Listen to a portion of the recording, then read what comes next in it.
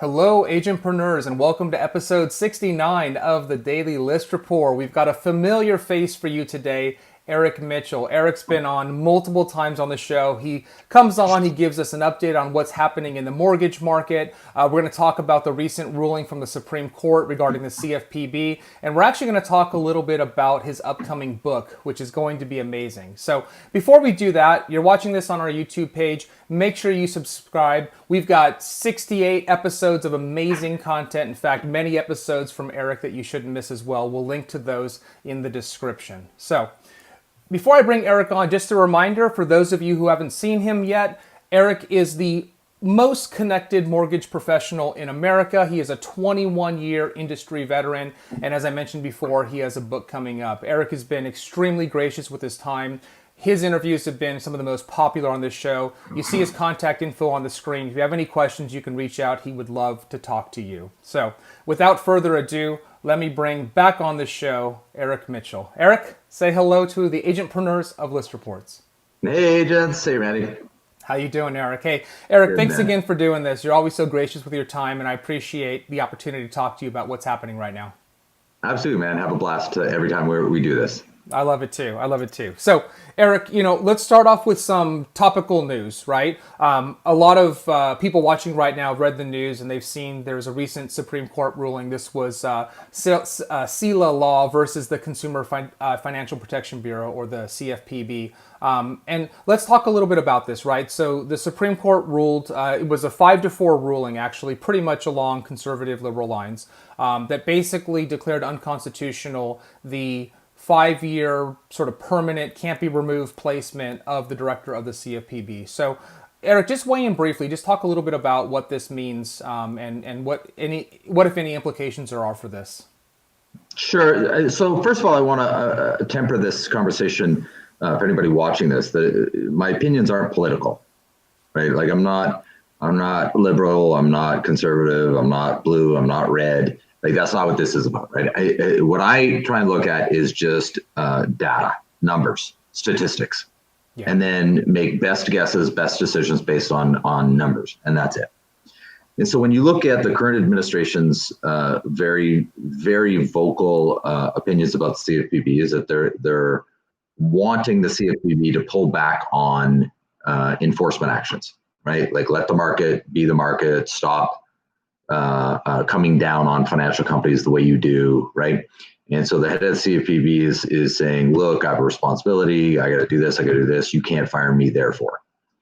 And so then you've got the Supreme Court coming out saying, okay, wait a second. No, the president can fire you, right? So now, so think of it in just real life terms, right? If you're a small business owner and you've got an employee who you can't, they behave, right? Depends on their values, depends on their goals, depends on their agenda, depends on their belief system. It depends on a bunch of things, right? They're going to behave that way knowing they can't be fired. Now, all of a sudden, a judge rules that you can fire them. They're notified that they now can be fired. Is it reasonable that that person is going to behave differently? Just in a real life scenario. Yeah. Absolutely. They're going to behave differently in a real life scenario, right? And so the CFPB is clearly going to behave differently. And so some companies can look at this and say, wow, that's great. No more handcuffs, right? There's no, that's not how it works, right? And so owners of large financial corporations have a very clear, I'm never the smartest guy in the room, right? There's guys and women much smarter rooms that I walk into. At the same time, hold on. And so what everybody is very focused on is, in November, statistically speaking, right? And I'm just going from statistics. Yep. Statistically speaking, there's probably going to be an administration change. Now, whether you think that's good, bad, or indifferent, that's a separate conversation. I'm just going from the data, just the numbers, right? And so if that happens, right, then that next person, whoever that is probably, statistically speaking, probably going to say to the CFPB, take action. Mm-hmm. We have to enforce the law, right? Like that's probably going to be their stance, right? And so now we're going to have a shift.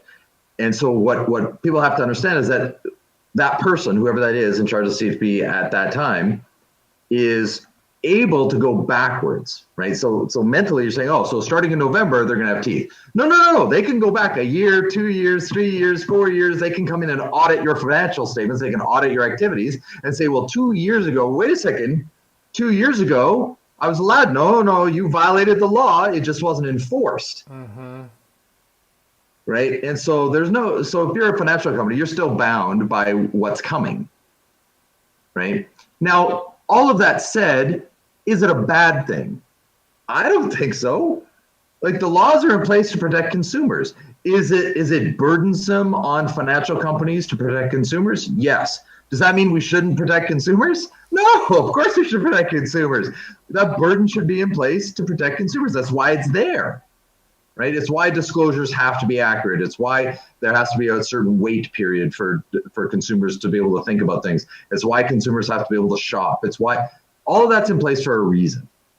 Now, financial companies complain about it because it hurts, and it does hurt. It should hurt. That's okay. Get over it. We're all blessed to be in an industry that's booming right now. Right? I don't know anybody in the mortgage industry complaining right now, right? We're all in a very blessed place. Our company, personally, we've doubled in size in the last 3 months, literally doubled in size, doubled in volume. And so, our industry is very blessed. Does this change things? Temporarily, you're going to see things ease a little bit, but no, probably come November, there's going to be a shift and they can go backwards. And so any mortgage company thinking, oh, I can get away with stuff right now, well, good luck to you come next year. You're going to have big problems. I wouldn't go down that road. Absolutely. Eric, no, thanks for that perspective. So, let's shift gears a little bit. A lot's happened, obviously, over the last 4 months now, right? With unemployment and forbearance and all of the things that we've talked about in the last few times that you've been on.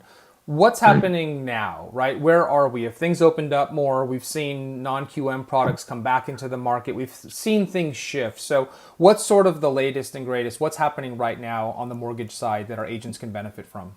Yeah, Wall Street's feeling real confident. Property values are going up because there's no inventory, right? There's like every MLS, right? And you've got better access than I do to the MLS data, but every MLS I'm looking at, property values are going up. Yep. There's no inventory. Yep. Right. And so, but what Wall Street's looking at, remember, if you're on Wall Street, you're a trader, you're not a realtor, right? You don't understand inventory, you don't understand any of that stuff. What you look at is property values. Well, property values are going up, therefore. And so Wall Street is very confident. And so the products are coming back. The non-QM products are coming back. The jumbo products are coming back. The FICO scores are coming back, to going lower again. Mm-hmm. And so everything's becoming a little bit easier. And so that can give us some false positives, we'll call it, right? Yes. So it's positive, but the moment the data shifts, right, the products go away. So what I would say to realtors is look, the products are coming back. The ability to lend is coming back. Get your buyers in the market, right? Yeah, there's no inventory, but there's mortgage products that they can qualify for. Rates are in the 2s and 3s. Depending. Yep. And so your mortgage payment, 30-year fixed, it's, oh my God, like it's craziness, right? Like I remember, back in the day, mortgage rates broke below 4 and we were all shaking our heads going, this is the craziest thing we've ever seen, right? To watch mortgage rates break 3, it's like, what is happening? Yeah, unheard of. Unheard of, right? And so, getting buyers off the fence by helping them understand the timing of things. And then the other thing, if I'm a realtor watching this, here's my biggest feedback that I can give a realtor right now based on empirical data, right? Just a data play, is there's no inventory. You want to make your life real easy? Go get listings. Help your sellers understand that right now, today, this moment, there's no inventory. The price of a home is based on supply and demand. There is demand, there is no supply. You want to sell your house for top dollar? Get it on the market tonight. Right? Because the market's going to move. It's going to. When? data, there's so many variables going over the next few months. It depends, but it's going to move at some point. But right now, you can sell your house for top dollar, multiple offers within 24 hours. It's craziness. Go get listings. Well, that's the thing, right, Eric? Right? We talk about this a lot, right? You and I, which is it's a weird year for lots of reasons, right? But it's also an election year. There's so many things going on. There's so much uncertainty. But the thing that we know right now today is that you can get top dollar for your house, right? So what you're saying is go out there and get those listings. Yeah, control what you can control, right? And if anybody wants to troll me on social media, most of my posts are public. I make my posts public so you can see who I am and what I believe in and what my values are. And if you want to do business with me, great. If you don't, great. It's okay, right? Like this is just who I am. But the things that we can't control are many. There's a tremendous amount of things that we cannot control. And if you focus on those things, you're going to be broke. Yeah. Yeah. That's it. You're going to be broke. And it's not a matter of you suffering. It's your family suffering because you're broke. Yeah. And here's my feedback. Look, I've made money in my life and I've been broke. And I can promise you making money is easier than being broke. I can promise you. Oh, that's profound. Absolutely. And so there's never been a better time to list your house. Never. There's no inventory, right? And you got to get in front of people and educate them on this. Supply and demand. There is demand. There is no supply. If you're thinking about selling your house, like right now, and show them the data. As a realtor, pull up your multiple listing service data, show them how much inventory is on the market, show how many homes have been selling statistically, and now how many homes are selling. Are home sales down? Yes, they're down. There's no inventory. It's not because the demand is down. It's because there's no inventory. That's why sales are down. But you look at property values are up because you're in bidding wars to buy anything that comes on the market. It seems so simple though, right? So, I mean, why do you think we've definitely seen more inventory come on the market for sure, right? But it's still extremely low. Why do you think more sellers on the fence aren't just listing their house because of this? I mean, it's analysis paralysis, right? A lot of us are in a state of paralysis. Yeah. Or we're making decisions based on fear. And I thought, Stanley Kubrick, famous director, had a very famous quote. He said, being able to stand in front of a room and talk about a subject can give you the consoling illusion that you've mastered it. Right. And so I talk a lot about change. I talk a lot about focusing on things that you can control it. It doesn't mean I've mastered it, right? Like 2 months ago, I grabbed my girlfriend and we went to the grocery store and I bought 2 months worth of non-perishable food in one shop, right? I'm that guy. I didn't go get, 8 years worth of toilet paper, but I bought 2 months worth of non-perishable food. I didn't know what was going to happen. I don't know what's going on. I want to make sure, we have food in the house. Yeah. Was that rational? No.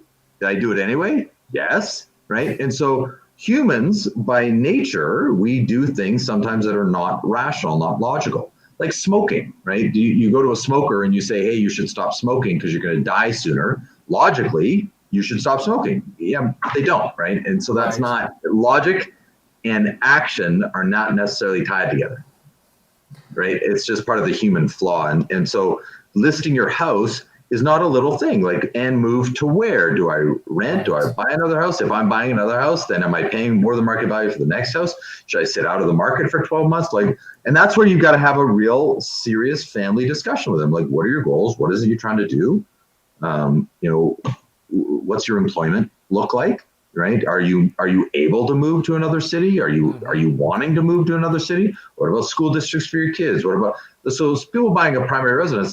That's the stuff you got to get involved in, right? It's not about getting the commission. It's about doing what's right for the family. But certainly doing what's right for the family right now is selling their house for above market value because there's no inventory. Yeah. That serves someone so long as they have a plan as to what to do next. Yeah, absolutely. So, Eric, one thing I don't know that we've actually ever talked about together that's another interesting dynamic, I guess, right, in this puzzle is this idea of work from home.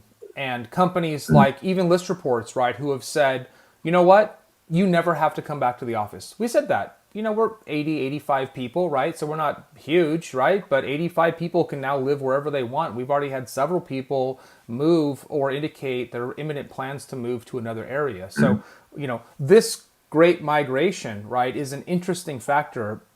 What do you think? Do you agree with that? Like, how do you think that's going to impact things? Oh, the data proves it. Yeah. I mean, it's not just you. I mean, it's us. It's any company. You look at what's going on in Silicon Valley, right? Yeah. Like they've even tech companies in Silicon Valley, if all of them have created work from home. You don't need to even be in California anymore, right? Mm-hmm. We've rolled out remote underwriting, remote processing, remote docs, that's the technology is now enabling that. I think a lot of companies resisted it because it was change. Now that change is being forced upon us, and so we're embracing it, right? We don't have a choice, right? It's change or die, change or you have no employees. I mean, that's true. And the biggest asset we all have, the biggest asset you have, the biggest asset I have is human capital, right? It's our team, it's our family. I mean, that's the biggest asset we have. You've got to treat them the way they need to be treated. And right now, they need to be able to work from home. That's it. And so I would say none of us even have a choice in the matter. Mm-hmm. Like there's no industry that well, there are some industries that are exceptions, casinos and stuff. I mean, there's certain industries that your employees have to show up to a place of work, but those are the industries that are in trouble. Right? They're suffering. I wouldn't wish that for anybody, the stress and challenges that those industries are going through. But yeah, there's certainly a migration. I think there's a lot of more suburban communities that are going to be booming as a result. Like I was reading statistics about Boise, Idaho, right? Like it's unbelievable how many people all of a sudden are moving to Boise, Idaho. Like It's like, I was looking at the stats going, whoa. What is going on in Boise? Well, it's you can buy land and you can have half an acre with your house, right? And be separate, right? And people look and say, hey, I want half an acre. I don't want to be stacked in a condo building on top of people anymore. I don't this is not conducive for me. And especially if you've got kids. Right. Absolutely. I mean, if you look at the NAR data, Eric, that's come out, right, people are looking for the extra bedroom, right, for their home office. They're looking for the pool, the space for the gym. I saw a report yesterday that said that significant percentage, and I won't quote it because I don't remember, but a significant percentage of people said they're never going back to the gym, right? They've set up their home gyms now as a result of, shelter in place, and they're not going back. So it's interesting to see the long-term impacts of these things. But certainly I also agree with you that residential real estate suburbs are going to benefit from this, and there's going to be migration from major urban areas. We've already seen double-digit rent and price decreases in the Bay Area in places like Mountain View and Palo Alto and San Francisco, and potentially a move to maybe even second-tier cities that have infrastructure, have universities, right? So I think second-tier cities are actually going to be a beneficiary of this as well. So that's going to be interesting. For sure. But right now, if I'm a realtor, like right now, today, this moment, go get listings. Go get listings. Yep. Get your sellers off the fence. They're going to get top dollar right now. And there's lots of options, right? They could buy another place. And I know you're a big advocate. If it's your primary residence, don't worry if you're paying, quote unquote top dollar, right? You're going to live there. That's going to be your home. But there's other options. Like your school district. Yeah, there's other factors. All sorts of factors. So, like for me, an easy way to go get inventory where you don't have to have those conversations is go to your local real estate investor meetings. Yeah. Right. Like every major city has a local real estate investor association, right? Like the Los Angeles Real Estate Investor Association, the Orange County Real Estate Investor Association, San Diego Real Estate Investor Association, right? They have monthly meetings. Go to the meetings. These are people that if they sell their real estate, they don't need to move. That's right. It's a non-owner occupied property, right? Yep. And right now there's no inventory. Yep. That's if I'm a real estate investor, I can sell my real estate for top dollar and not have to move. Yeah. Right? Cash out while the getting's good. You buy low, sell high. Yeah. Right. That's the whole point of trying to make money. And real estate investors, vacation homes, things like that, where they don't need to move, sell. Oh my God, sell right now. There's no inventory.